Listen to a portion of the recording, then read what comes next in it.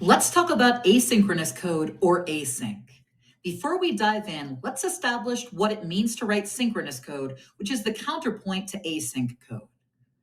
Synchronous code is code that must happen in sequence. Here's an example of synchronous code. Each of these statements will execute in order. Hello will print to the console first, followed by hello again, and then lastly by hello, Learnantino. If we were to run this code, we'd see that the execution happens almost instantly. But imagine if the second statement was not console log hello again. Imagine if it was instead a read a file method and it took 3 minutes to execute. In a synchronous code scenario, that last console log statement would take 3 minutes to execute because it would wait until after the data was retrieved from the server.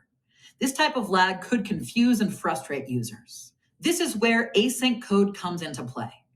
Consider this example code. Here we wrapped our second console log inside of a fetch request, which makes the API call asynchronously. If the request takes several minutes, it won't matter.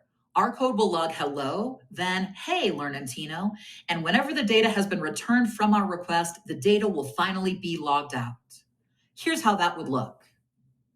So, why should we care? We care because synchronous code has the potential to block a single thread. If that happens, no further executions can happen until it's finished with what it's doing, and this can make for a really poor user experience. Let's say you wanted to load your Instagram feed. If this was done synchronously, you wouldn't be able to take any further actions on the page, liking posts, commenting, and so on, until every single item on the page had loaded. With all of those images, text posts, comments, and likes, that could take a really long time. But if we make that call asynchronously instead, you can like and post to your heart's content while the rest of the content on the page loads.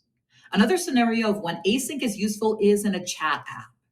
If 20 people were having a lively conversation about their favorite dishes to bring to a potluck, and one person decides to upload a huge photo of a charcuterie board, we don't want the other 19 people's messages to be blocked from posting while that photo uploads.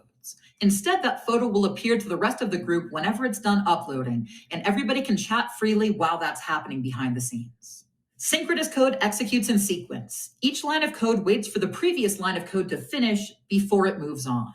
Asynchronous code, however, allows the rest of the program to run while waiting for longer operations to complete, resulting in reduced wait time for users and a better and more responsive user experience. The key takeaway is that, as a general rule, use asynchronous actions when performing expensive and time-consuming operations, like retrieving information from a server. And now, back to our lesson.